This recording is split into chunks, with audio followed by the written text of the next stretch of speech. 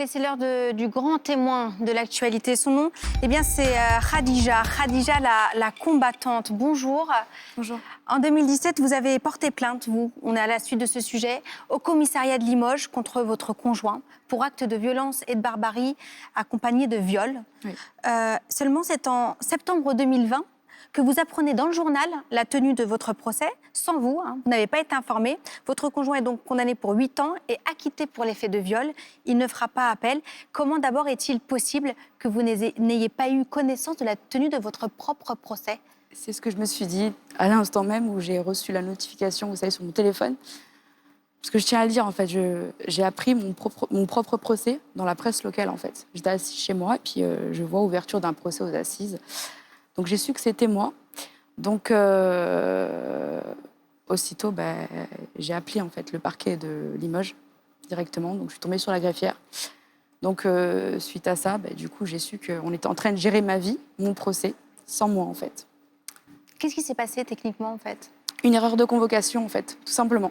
Pourtant, il faut savoir que tout au long de la procédure, 2 ans d'instruction, j'ai demandé la confrontation spontanée. On a fait quand même la reconstitution du pont, en fait. Il faut savoir quand même que j'ai été suspendue par-dessus un pont, quand même.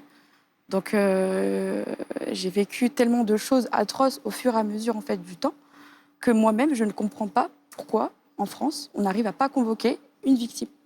Alors pour protéger souvent les victimes, parce qu'on ne voudrait pas que le conjoint puisse retrouver son adresse, les convocations sont souvent envoyées à l'avocate. Vous, ça a été envoyé à l'ancien domicile. Résultat, ce procès, il s'est tenu sans vous et la justice française fait qu'en fait, vous n'avez pas le droit de faire appel, demander à ce que ce procès se retienne en votre présence parce que vous êtes persuadé que dans ce cas-là, il aurait été Bien sûr. condamné pour viol. Bien sûr, on parle d'un viol conjugal.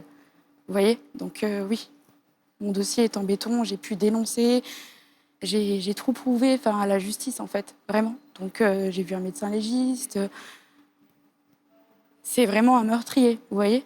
C'est vraiment quelqu'un, j'étais son punching ball. Il passait son temps à se défouler sur moi. Je vais vous raconter une scène, si je peux me permettre. La serviette, voilà. En fait, il avait pris une serviette bleue de bain. Il avait découpé tout le long, en fait. Il m'avait étranglée avec. Vous imaginez, en fait ? Donc, tout au long de la procédure, ils ont requalifié les faits. On ne sait pas pourquoi. Viol conjugal, je n'ai pas été là. La raison pour laquelle il n'a pas fait appel, parce qu'il savait que j'allais me présenter, étant donné qu'entre-temps, suite à la découverte de mon procès, j'ai appelé le parquet. Donc voilà pourquoi que je sais que s'il aurait fait appel, oui, j'aurais été là. Vous avez créé un compte sur Instagram qui s'appelle Khadija la combattante. Oui. Vous n'avez pas l'intention de lâcher l'affaire. Non. Vous voulez que ce La procès... justice me doit un procès. On me doit un procès. Déjà, dès qu'on porte plainte, déjà, je suis maghrébine. Vous voyez ? C'est quelque chose de ouf. Vous voyez ce que je veux dire ? Non. Chez nous, c'est tabou. Déjà, chez nous, c'est tabou. On se remet très souvent à la fois. On se dit, c'est pas grave, t'es vivante, ça va aller.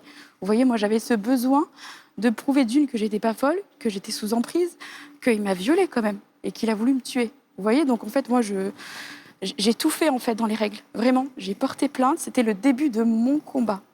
Vraiment. Qu'on vous a volé, que la justice française vous a Bien volé. sûr, on me doit, mais vraiment, je vous le dis vraiment, la justice française me doit un procès.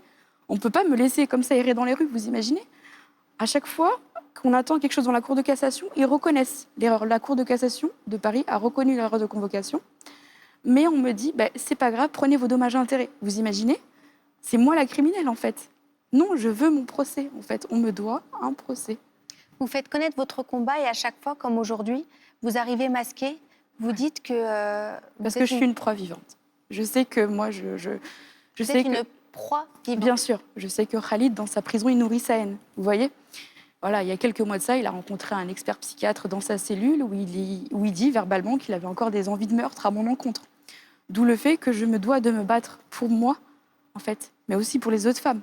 Vous voyez ? Parce que suite à la médiatisation, il y a beaucoup de femmes aussi qui s'ouvrent à moi, qui j'essaie d'aider au mieux que je peux. Vous voyez ? Donc je sais que moi, malheureusement, je ne vais pas mourir comme vous. Ouais. D'où le fait que je laisse des traces. J'ai tout intenté. J'ai contacté Marlène Schiappa. 2 courriers de sa part, soutien. Éric Dupond-Moretti. J'ai quand même eu le culot de l'appeler sur son téléphone portable personnel. Donc suite à ça, des députés de la France Insoumise, Mathilde Panot, a pris la parole en mon nom à l'Assemblée face à lui. Vous imaginez ? Alors, on va écouter la ministre Elisabeth Moreno. C'est la ministre déléguée à l'égalité femmes-hommes. Elle était l'invitée de nos confrères de France Info ce matin. Puis je vous demanderai votre réaction juste après. On l'écoute. Même si un féminicide est toujours un féminicide de trop, depuis 2006, les chiffres baissent. L'année dernière, on était à 102. Cette année, vous avez rappelé le chiffre. Donc, il faut quand même dire aux victimes que quand elles se manifestent, quand elles déposent plainte, elles sont accompagnées, elles sont suivies. Donc, les choses évoluent. Est-ce qu'elles évoluent aussi vite que nous le voudrions? Non. Je vous vois froncer les sourcils. Ah oui, là. Bah oui. J'ai porté plainte en 2017. On m'a jamais proposé aucun suivi. C'est-à-dire que suite à ma plainte, j'ai dû errer dans les rues. Donc le peu d'argent que j'avais de côté, j'allais voir des psychologues que je ne connaissais pas. On est en 2021. Je suis médiatisée depuis 1 an. Aucune association réelle m'aide d'une aide concrète. Je n'ai pas de suivi psychologique, encore moins psychiatrique. D'accord? Alors que je suis toujours en stress post-traumatique. Donc en fait, quand j'entends ce genre de choses, non, le début du combat d'une vraie victime, vous savez, c'est dès la porte du commissariat. C'est à ce moment-là, dès qu'on reçoit une femme ou un homme victime de quoi que ce soit, voilà, il faut vraiment un soutien. Vous voyez, il ne faut pas se dire, ben mince, l'avocat, je vais le payer. Vous voyez? En fait, faut qu'ils aident dès le départ, en fait. Vous voyez? Vous avez été, pour vous, Oui. avez été 7 depuis le début. Ah oui. C'est un combat que vous menez. Ah oui, j'ai prouvé. J'ai prouvé à la justice. Vous imaginez, j'ai dû prouver ma sincérité à la police en portant les affaires de mon violeur au commissariat central de Limoges, dans mon quartier. La reconstitution du pont s'est faite au quartier du Val-de-Laurence. Vous nous racontez ce qui s'est passé sur ce pont ce jour-là? Oui. Vous Oui. expliquez que c'est là où le déclic se Ouais. fait, parce que c'est important pour les femmes aussi qui nous regardent. Oui. Parce que ce passage, la plainte, ce que vous avez fait, c'est un acte extrêmement courageux quand on sait qu'il y a 100... Là, on vient de passer la barre des 100 féminicides en France. C'est le même chiffre chaque année. Certains dénoncent, comme vous, l'inaction du gouvernement. Vous expliquez que c'est ce moment, ce qui s'est passé sur ce pont-là, ce jour-là, que le déclic se fait. Ouais. C'était soit lui ou moi, en fait. Je me rappelle très bien tout le long, en fait. Il m'avait emmené déjà au commissariat de Limoges pour lui prouver que je ne l'avais pas poucave, balancé, quoi. Donc, du coup, on est parti, il faisait nuit. Donc, tout le long, il m'a semé que 2 coups. De chez nous jusqu'au commissariat, en fait, c'était que des coups. C'était que des... Lui, voilà, son truc, c'était de... Il me prenait comme ça. C'était des coups de... C'est des coups de genou. Faut savoir que j'ai dû manger à la paille. Il m'a mis un coup de lame. De l'humiliation, enfin c'était... Et les viols, en fait, vous voyez? Les viols, c'était tout le temps pareil, en fait. On avait le lit, comme ça, il était là, il me prenait comme ça de force, et il m'étouffait, en fait, avec sa main. Et je disais, non, Khalid, arrête. Et en fait, il disait, je m'en fous, comme dirait ma mère. Vous voyez? C'est un psychopathe. Et après, suite à ça, quand il a su que je l'avais pas... qu'il pensait que je l'avais balancé, du coup, il m'emmenait par-dessus le pont, en fait. Et tout le long, c'était l'humiliation. On passait devant un autre quartier. Il me disait, pour 50 €, je vais t'envoyer dans une tournante. Donc moi, j'étais là, je me suis dit, waouh, c'est quoi ce truc, quoi? Vous voyez? La vue de mon sang l'excitait. Il y avait ses yeux qui s'écarquillaient. Donc après, vient le pont. Et là, j'ai rien vu venir, en fait. C'était tellement vite, en fait. En fait, c'était que des coups sur des coups, sur des coups, sur des coups. Je me voyais mon sang couler, je le goûtais avec mes lèvres. Je ramassais l'herbe pour m'essuyer avec, parce que je me suis dit, ça y est, Khadija, en fait, c'est ta fin, quoi. Vous voyez? Donc après, il y a eu le pont. Bim, en fait. Il était plus grand, plus costaud. Il m'a retourné sur le pont, il m'a tenu comme ça, il était à ma gauche. Et le truc le plus fou, vous savez c'est quoi? C'est qu'il me mordait en même temps. Il m'a mordu, donc même le médecin légiste a pu le constater. Donc c'est là, en fait, où j'ai su que ça y est, je vais mourir. Je me rappelle d'une chose, il faisait nuit, il y avait de l'herbe, je sentais le sang qui commençait à s'assécher et le bruit de l'eau. Voilà. Avant ce moment, vous vous avez dit que vous étiez sous emprise. Oui. Ça veut dire quoi? C'était quelqu'un, il masturbait la tête, en fait. Il m'a imposé de ne pas m'épiler, mon sexe et mes jambes, alors que tout le temps, il me menaçait au quotidien. J'ai été braquée, il mettait des coups de crosse. En fait, il mettait des coups de crosse, en fait. L'emprise, c'est le sentiment d'être toujours sous la menace, ou l'emprise, c'est avoir le sentiment d'être prisonnière? Parce qu'en fait, au début, je culpabilisais. Je me disais, peut-être c'est ma faute, peut-être que c'est moi qui cherche et tout. En fait, non, pas du tout. Pas du tout, en fait. Vous voyez, c'était... Vous vous sentiez responsable de Oui. ce qui vous arrivait? J'essayais même de le comprendre parfois. Je me disais, mais pourquoi il fait ça? Je comprends pas. Enfin, mais en fait, non. Non. En fait, non, j'étais son punching ball, quoi. J'avais des bleus recto verso. J'avais les côtes fêlées. Enfin, Aujourd'hui, vous êtes en contact avec des victimes et aussi avec des anciennes victimes de votre propre ancien mari? Ouais, 4. Des petites jeunes maghrébines, même profil que moi. Filles standard, basique, quoi. Après votre relation, avant?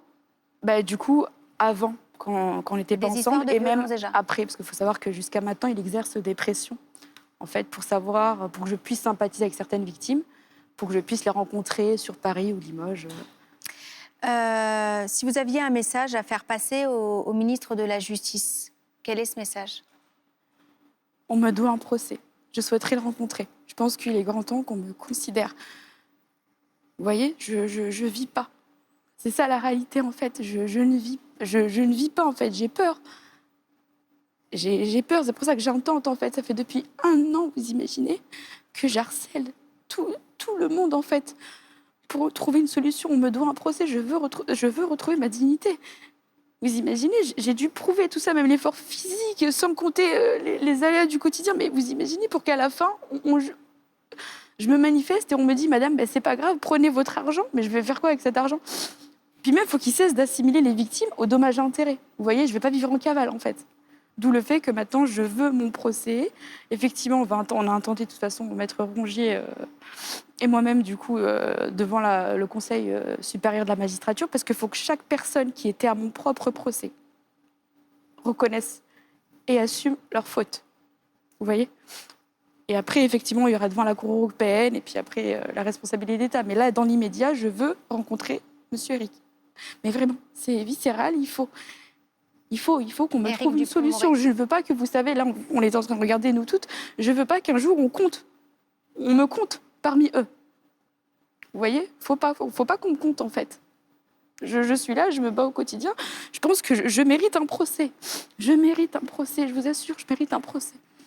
Et votre voix est entendue. Merci beaucoup d'être venu sur France Info et de nous avoir permis de relayer votre histoire et à travers votre histoire, celle des victimes qui sont aussi des combattantes et surtout particulièrement quand la plainte a été déposée, que vous avez eu le courage d'aller jusqu'au commissariat et qu'ensuite la justice vous ait été prise. Le message est passé en tout cas auprès du ministre de la Justice et on suit évidemment votre combat. Merci beaucoup de vous être déplacé jusqu'à nous et d'avoir eu le courage de témoigner.